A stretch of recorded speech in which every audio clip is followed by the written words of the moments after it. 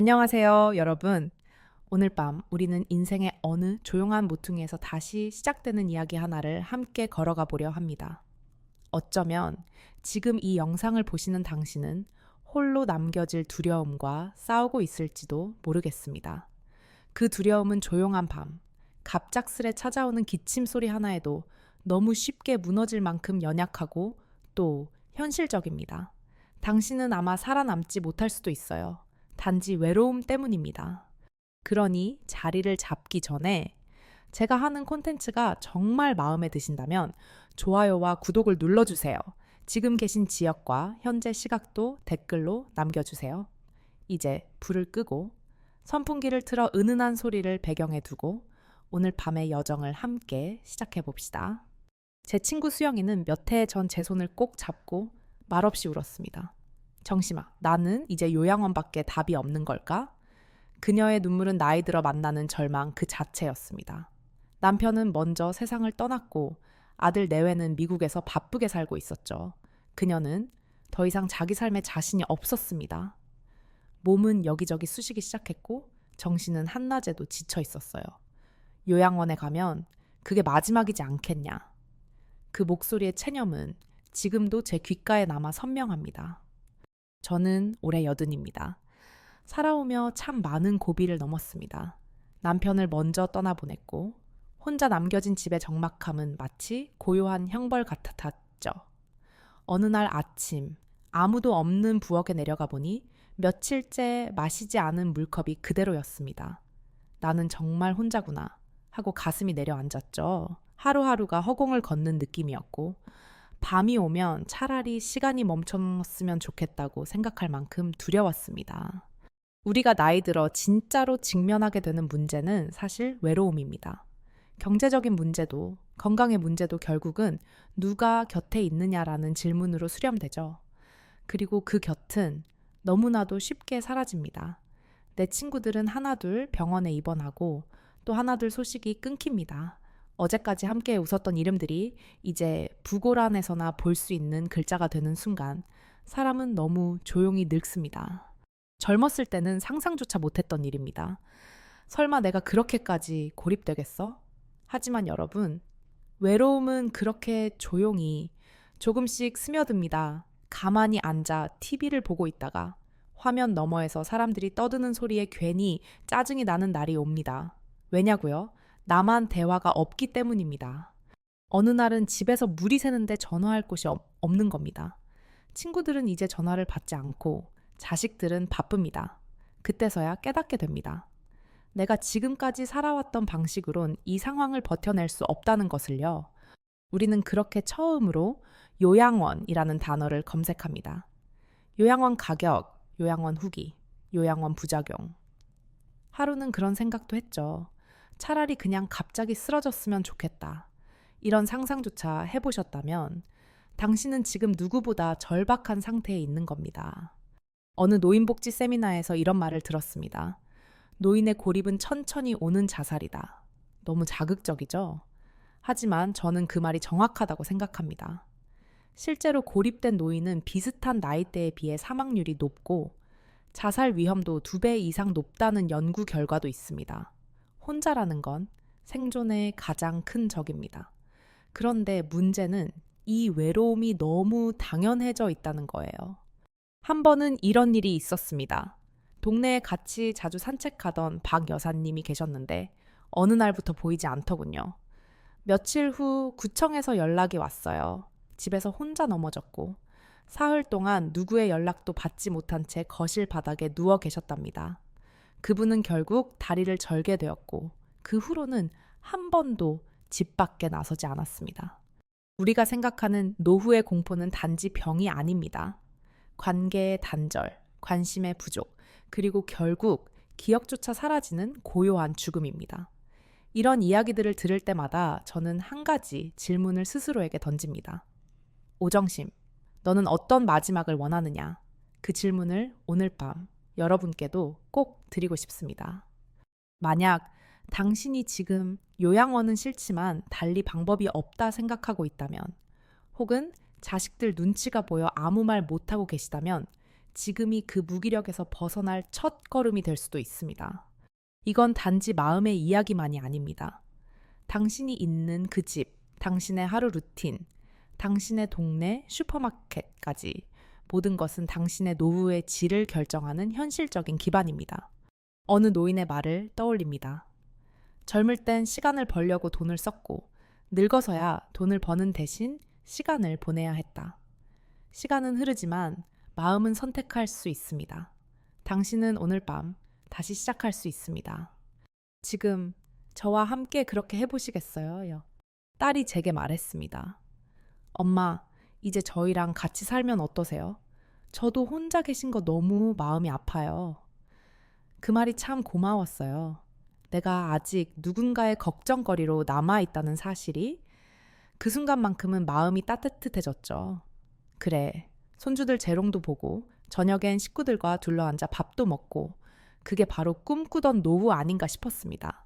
그래서 저는 짐을 정리해 딸의 집으로 들어갔어요. 그런데 현실은 마음처럼 되지 않았습니다. 가장 먼저 달라진 건 생활의 속도였습니다. 저는 새벽에 일찍 일어나는 사람이었어요. 조용히 라디오를 틀고 따뜻한 차를 마시며 하루를 시작하는 게 제 습관이었죠. 하지만 손주들은 늦잠을 자야 했습니다. 저는 그 조그만 라디오 소리도 줄이고 부엌에서 발끝을 들고 다녀야 했죠. 또 저는 저녁 8시면 잠자리에 드는 게 익숙했는데 딸내는 그 시간이 오히려 가장 분주한 시간이었어요. 텔레비전 소리가 요란했고 냉장고 문이 쾅쾅 열리고 닫히며 부엌에서 음식이 만들어졌습니다. 저는 도무지 잠을 잘 수 없었고 점점 제 생활이 아니라 그들의 틀에 맞춰야 하는 느낌이 들기 시작했어요. 명절에는 더했습니다. 식구들이 모두 모이면 저는 오히려 더 외로웠어요. 분명히 그 공간에 있지만 그 어떤 대화에도 자연스럽게 끼지 못했고 제 이야기를 꺼내면 누군가는 스마트폰을 들여다봤고 누군가는 아이를 돌보느라 귀를 기울이지 못했어요. 저는 그 집의 가족이었지만 동시에 투명 인간이었습니다. 무릇 가족이란 함께 있을수록 위로가 되어야 하잖아요. 하지만 그곳에서 저는 점점 내가 방해가 되는 존재처럼 느껴졌고 엄마, 제가 데워드릴게요. 어머니, 그건 제가 할게요. 그런 배려들이 고마운 동시에 불편했습니다. 왜냐하면 그것들은 제게 이젠 당신은 할 일이 없는 사람입니다. 라고 말하는 것처럼 들렸으니까요. 6개월쯤 지났을까요? 저는 어느 날 아침 딸에게 말했습니다. 얘야, 엄마 다시 혼자 살아야겠어. 딸은 화들짝 놀랐습니다. 엄마 왜요? 저희가 불편하게 해드렸어요? 그 아이가 그렇게 묻는 게 오히려 미안했어요. 그 애는 최선을 다했거든요. 하지만 그건 잘잘못의 문제가 아니었습니다.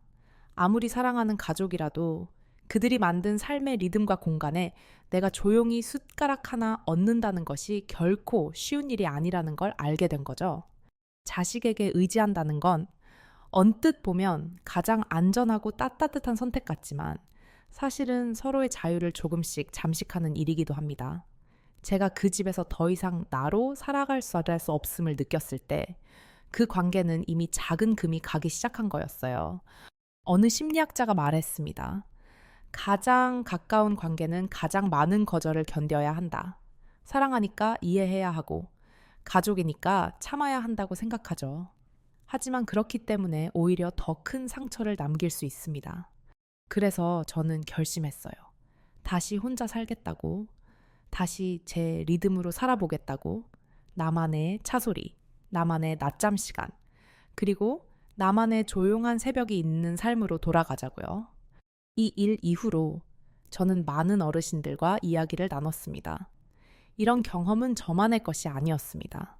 많은 분들이 자식 집에 갔다가 돌아오셨고 더는 의지하려 하지 않기로 마음먹었죠. 한 번은 노인 상담센터에서 만난 할머니 한 분이 이런 말을 하셨습니다. 내가 딸 집에 있으면서 너무 많은 소리를 참았어. 차라리 혼자 있는 게 덜 외롭더라. 그분은 자신이 들은 가장 아픈 말이 엄마, 그거 냄새 좀 나니까 주말에 하시면 안 될까요? 였다고 했습니다. 그 말에 저는 아무 말도 할 수 없었습니다. 그 후로 저는 자식에게 의지하는 삶이 결코 정답이 아니며 오히려 양쪽 모두에게 상처를 남길 수 있다는 걸 알게 되었죠. 그래서 그 다음 선택으로 고민한 것이 바로 간병인이었습니다. 간병인이라는 단어는 겉으로 보기엔 아주 평화롭습니다. 전문가에게 맡기면 되지. 돈만 있으면 괜찮지 않을까? 정말 그럴까요? 현실은 훨씬 더 복잡하고 무겁습니다. 저는 직접 간병인을 두고 살아본 적은 없지만 제 주변에 그 선택을 했던 친구들이 여럿 있습니다.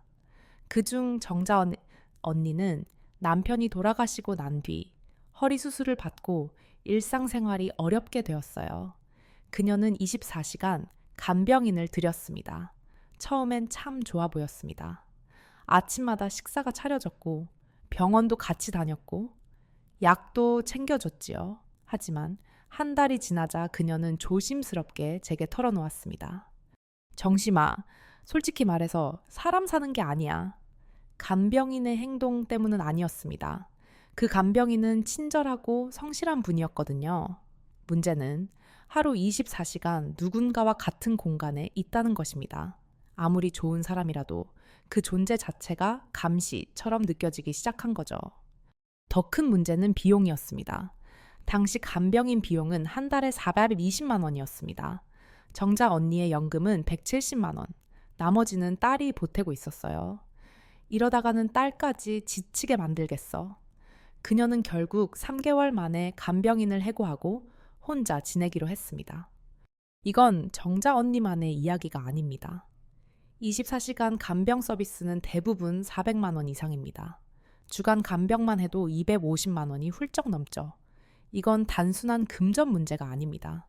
그 금액을 감당하기 위해 우리는 또 다른 독립을 포기해야만 합니다. 자식에게 손을 벌리거나 부동산을 정리하거나 정말 원하지 않는 방식으로 삶을 바꿔야 할 수도 있는 겁니다. 그래서 많은 이들이 마지막으로 떠올리는 선택지가 바로 요양원입니다. 그렇죠. 요양원. 대한민국에서 나이 든 이들에게 요양원이라는 단어는 희망보다는 끝이라는 인상을 주곤 합니다. 저 역시 처음엔 그랬습니다.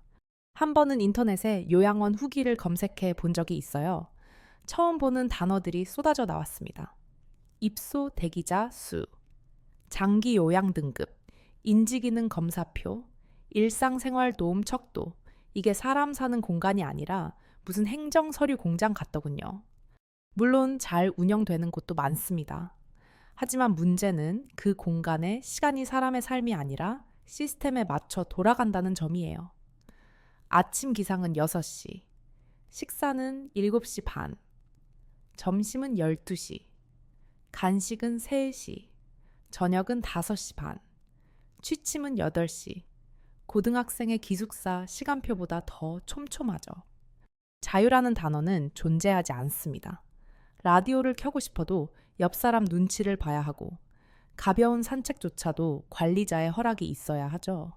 그곳은 당신의 공간이 아니라 당신을 관리하는 공간입니다.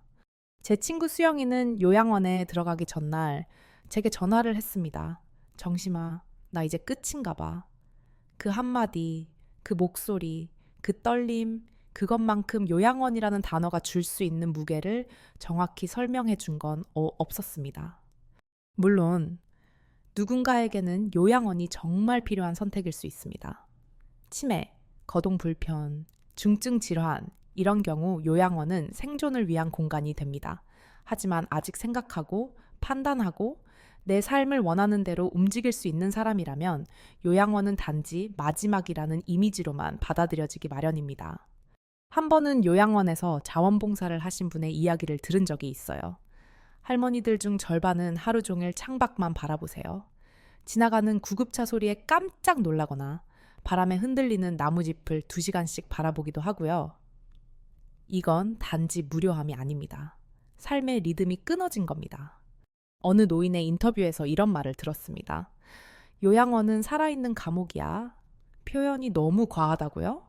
그럴 수도 있죠. 하지만 그 말이 터무니없지는 않습니다. 그래서 저는 요양원을 선택하지 않기로 마음먹었습니다. 간병인도 안 되겠다. 자식 집도 어렵다. 요양원은 질식할 것 같다. 그럼 그 다음은 뭘까요? 그때부터 저는 스스로에게 질문을 던졌습니다. 정심아, 너는 정말 어떻게 살고 싶으냐? 어디서, 누구와, 어떤 리듬으로, 어떤 향기의 밥을 먹으며 살고 싶으냐?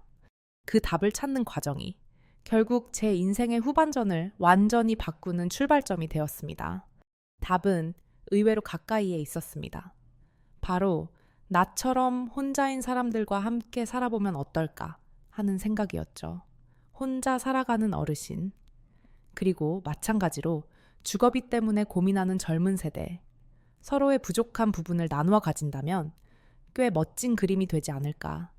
그리하여 제가 처음 실천한 것이 바로 세대 공존형 홈쉐어링이었습니다. 이 방식은 아주 간단합니다. 저처럼 남는 방이 있는 어르신이 대학생이나 사회초년생에게 그 공간을 빌려주고 그들은 그 대신 일정한 집안일을 도와주거나 혹은 소에게 월세를 지불하는 식이죠. 처음에는 불안도 컸습니다. 요즘 젊은 사람들과 내가 같이 산다고?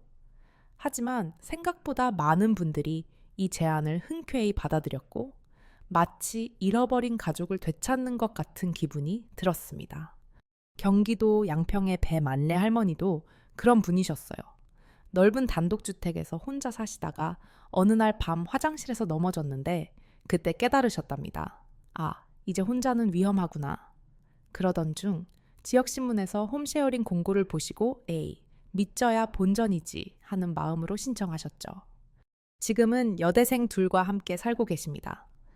그들은 월세 대신 아침 식사 준비를 도와드리고 주말엔 함께 장을 보고 음식을 만듭니다.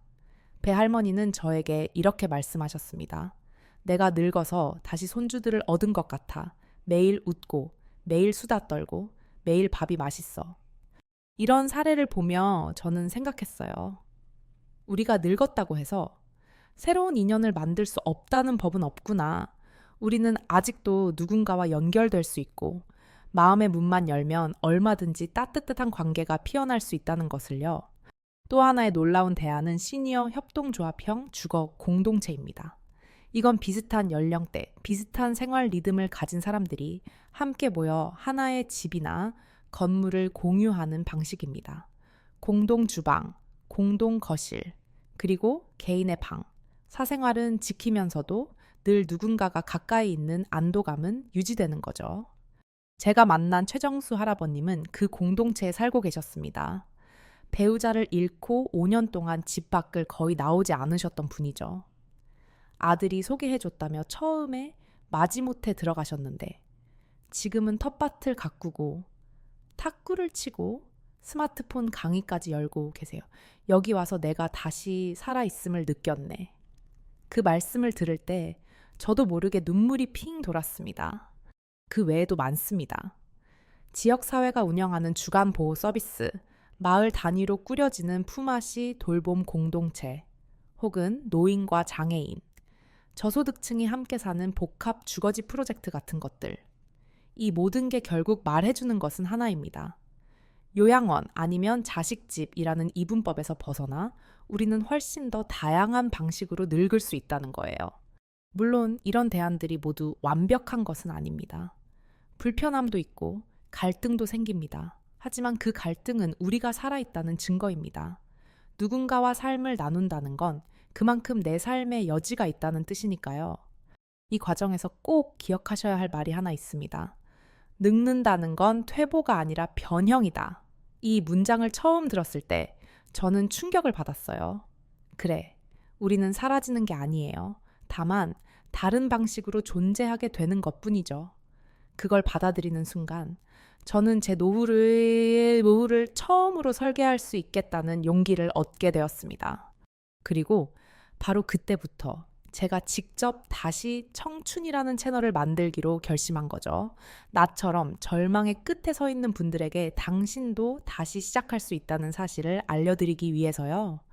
혹시 지금 이 영상이 당신에게도 그런 전환점이 되어줄 수 있을까요? 혹시 당신도 지금 가슴 한켠에서 따뜻한 불씨 같은 것이 피어오르시나요? 그렇다면 아직 늦지 않았습니다. 지금 당신은 여전히 내일을 바꿀 수 있는 사람입니다. 우리는 그렇게 여전히 살고 있습니다. 이제 우리는 알고 있습니다. 노후를 살아가는 방식은 정해진 게 아니라는 것을요. 자식도, 요양원도, 간병인도 아닐 수 있다는 걸 우리는 충분히 확인했죠. 그러면 이제 남은 것은 단 하나입니다. 바로 용기 있는 첫걸음입니다. 무언가를 시작한다는 건 두렵습니다. 특히 나이가 들면은 더 그렇죠. 익숙한 것을 버리고 새로운 관계를 맺는 일은 젊을 때보다 훨씬 큰 결단이 필요합니다. 하지만 생각해 보세요. 지금 우리가 느끼는 이 불편함과 외로움도 결국은 아무것도 바꾸지 않은 결과 아닐까요? 저는 처음 홈쉐어링을 시작할 때 아주 철저하게 준비하게 했습니다. 그중 가장 중요한 건 신뢰할 수 있는 동거인을 찾는 것이었어요. 그냥 방을 싸게 내놓는다는 식으로 접근하면 안 됩니다. 서로의 삶에 진심으로 관심을 갖고 함께 살아가는 것을 즐거움으로 받아들일 수 있는 사람이어야 하죠. 이를 위해 제가 활용했던 방법은 3가지입니다. 첫째, 지역 주거복지센터에 문의했습니다. 그곳에는 신원 확인이 된 학생들이 목록으로 관리되어 있었어요. 둘째, 대학교 상담센터를 찾았습니다. 상담사를 통해 추천을 받으면 기본적인 인성과 생활 습관이 어느 정도 검증된 이들을 소개받을 수 있거든요. 셋째는 지인의 추천이었습니다. 아는 사람의 친구나 자녀 또는 이미 홈쉐어링 경험이 있는 사람의 연결은 무엇보다 신뢰를 확보할 수 있는 좋은 방법입니다. 그리고 절대 잊지 말아야 할 것이 있습니다. 바로 생활 계약서입니다. 그냥 말로만 합의하지 마시고 모든 생활 조건을 문서로 만들어야 합니다. 누가 어떤 일을 맡을지, 생활비 분담은 어떻게 할지, 응급 상황이 생기면 어떻게 대처할지까지 아주 구체적으로 써야 합니다. 한 번은 제가 처음 동거한 학생과 청소는 매주 둘째 주 금요일에 함께 한다고 약속했는데 그 친구가 시험 기간에 그 약속을 잊어버렸어요. 그때 계약서가 있었기에 저는 조용히 문서를 보여주며 말할 수 있었습니다. 우리 이렇게 정했었지? 나도 네 공부는 이해하지만 약속은 지켜야 해. 이 작은 문서 하나가 우리 사이를 지켜주는 든든한 울타리가 되었죠. 그리고 중요한 건 유예 기간입니다. 저는 누구든 처음에는 1세 3개월 정도 시험 기간을 두는 걸 추천합니다. 서로의 생활 패턴, 식습관, 정리 습관, 말투, 감정 기복 이런 것들은 겪어보지 않으면 모릅니다. 그 기간 동안 이 사람과 정말 장기적으로 같이 살 수 있을까를 판단하는 겁니다. 그리고 불편함이 느껴진다면 너무 미안해하지 말고 서로 상처 주지 않게 정리하는 것 역시 중요하죠. 어느 심리학 강의에서 이런 말을 들은 적이 있어요. 좋은 관계는 솔직한 피드백에서 시작된다. 조금 불편한 말을 서로 조심스럽게 나누는 것, 그게 바로 관계의 시작입니다. 우리 집에서는 매주 일요일, 저녁마다 가족회의라는 이름의 모임을 엽니다. 그 주 동안 있었던 일, 서로 불편했던 점, 개선하고 싶은 부분을 차 한 잔과 함께 이야기하는 시간이에요. 처음엔 어색했지만 이제는 기다려지는 시간이 되었죠. 우리는 그렇게 조금씩 서로를 이해해 갔습니다.